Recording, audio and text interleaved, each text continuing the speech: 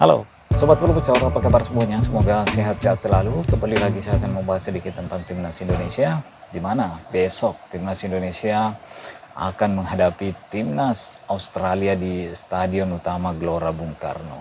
Ya, pelatih kepala Timnas Indonesia, yaitu Coach Sintayong mengatakan bahwa pertandingan besok melawan Timnas Australia akan menjadi pertandingan yang sulit bagi anak-anak asuhnya. Karena Timnas Australia secara peringkat sangat jauh di atas Timnas Indonesia, teman-teman. Timnas Australia saat ini ranking FIFA-nya berada di peringkat 24 apa 23, sementara Timnas Indonesia ada di peringkat 130-an, 132 apa 131, teman-teman. Jadi kalau kita melihat secara ranking memang kita sangat jauh, tapi bagi saya secara kekuatan ya mungkin kita tidak seperti ranking Australia dan Timnas Indonesia, tidak begitu jauh kekuatan Timnas Indonesia, teman-teman. Itu kalau menurut saya. Jadi apapun bisa terjadi besok, seperti yang dilakukan oleh Timnas Bahrain, mampu mengalahkan Timnas Australia di kandangnya lagi, teman-teman. Jadi kenapa Timnas Indonesia tidak? Kita juga punya pemain-pemain yang bagus. Kita juga punya pemain-pemain yang bermain di liga-liga terbaik di Eropa, seperti JIJS yang bermain di Serie A, seperti Ragnar Oratmangun yang bermain di Liga Belgia. Begitupun dengan Nathan Chow Aun yang bermain di Liga Inggris meskipun di level 2-nya, teman-teman. Jadi kita tentunya punya pemain-pemain yang bagus yang bisa membuat Timnas Australia besok kesulitan, ya, apalagi kita bermain di kandang. Kita udah melihat juga Timnas Indonesia bermain di pertandingan pertama di kualifikasi Piala Dunia putaran ketiga melawan Timnas Arab Saudi.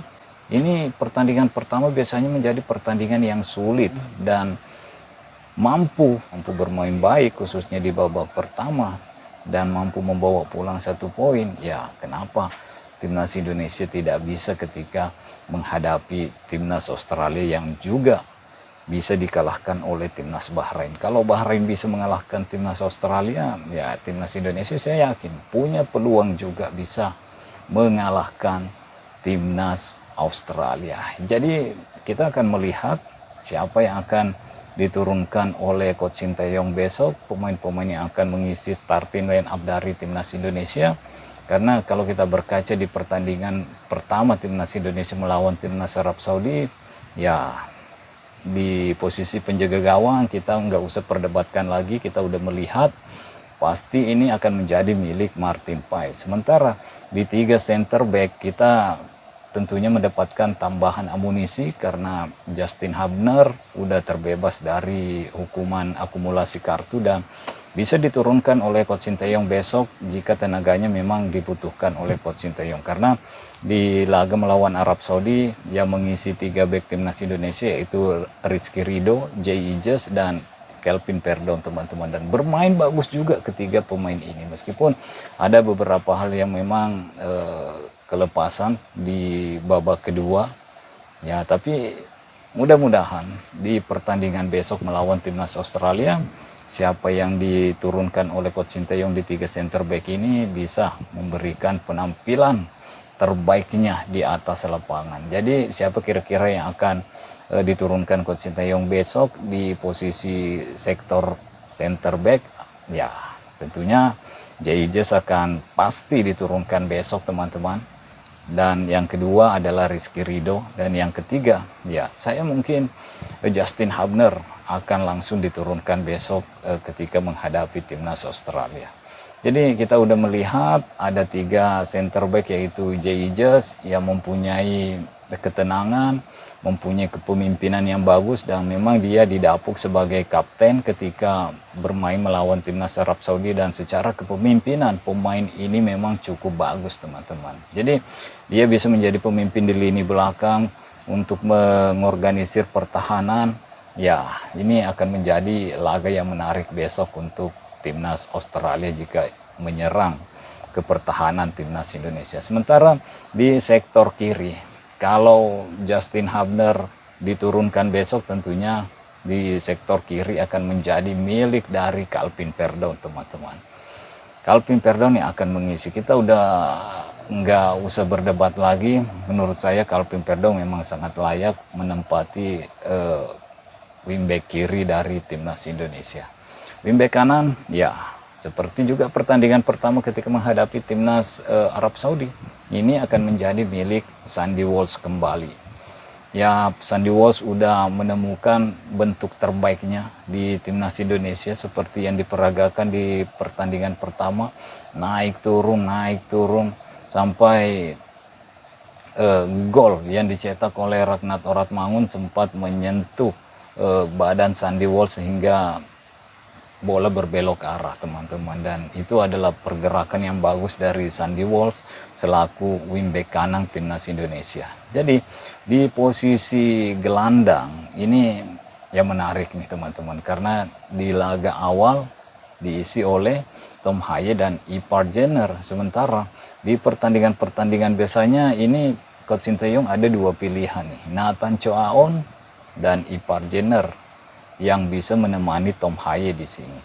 Ya, kalau besok tentunya akan menjadi pertandingan yang sulit menurut Coach Sinteyong, ya mungkin Sinteyong membutuhkan kekuatan, membutuhkan pemain yang punya determinasi. Ya, di situ ada Nathan Choaon. Dia yang memiliki kekuatan itu, dia memiliki determinasi saat ini untuk mengisi lini tengah timnas Indonesia untuk menemani Tom Haye di lini tengah, teman-teman. Itu menurut saya yang akan menjadi pemain lini tengah timnas Indonesia, mungkin Nathan Choaon dan Tom Haye, dan Ipar Jenner mungkin akan dimasukkan pada babak kedua nanti. Dan tiga lini depan kita ya masih seperti yang kemarin sih kalau menurut saya, teman-teman. Ada Wah Haji atau Ratnat Oratmangun, ada Repais Curik, dan ada Witan Sulaiman. Ini ketiga pemain ini, ketiga lini depan timnas Indonesia ini ketika menghadapi timnas Arab Saudi menurut saya bermain cukup bagus. Meskipun kita tahu setelah pertandingan melawan timnas Arab Saudi banyak juga yang menganggap bahwa Repais Curik seharusnya bisa lebih baik ketika diberikan kesempatan menjadi penyerang timnas Indonesia. Ya, memang sih kalau kita melihat Repais Curik ya harusnya mampu mencetak gol atau bagaimana di lini depan timnas Indonesia, karena sebagai seorang striker ya tugas utamanya yaitu mencetak gol, bukan hanya menahan bola, kuat menahan bola, pintar membuka ruang. Tapi kira-kira selain Repais Curik, siapa yang bisa mengisi posisi lini serang timnas Indonesia? Siapa kira-kira, teman-teman? Menurut saya ya tidak ada saat ini. Mungkin ada, tapi ya tidak sebagus Repais Curik dalam hal menahan bola, membuka ruang, ataupun yang lain sebagainya. Lihatlah, di gol pertama timnas Indonesia ini merupakan kombinasi dari Repais Curik, Witan Sulaiman, dan Ragnat Oratmangun. Jadi striker itu menurut saya bukan hanya diharuskan mencetak gol, tapi ya memang harus pinter membuka ruang, pinter menahan bola supaya pemain-pemain lain bisa mencari ruang untuk mendapatkan ruang tembak. Memang sih tugas utamanya yaitu mencetak gol, tapi kalau kita tidak punya striker goal getter, yang ada hanya sekelas Repais Curik saat ini, Ramadan Sananta, Hoki Caraka, ini pilihan yang cukup berat bagi Coach Sinteyong menurut saya. Jadi saya berharap Repais Curik bisa turun lagi di lini depan timnas Indonesia. Meskipun banyak suara-suara sumbang, saya yakin dan percaya Repais Curik bisa menunjukkan kembali kualitasnya, dan saya berharap juga besok Repais Curik bisa mencetakkan gol ke gawang timnas Australia. Itu yang saya harapkan, teman-teman. Oke. Mungkin sampai di sini dulu. Stay healthy, no baper-baper. Bye-bye.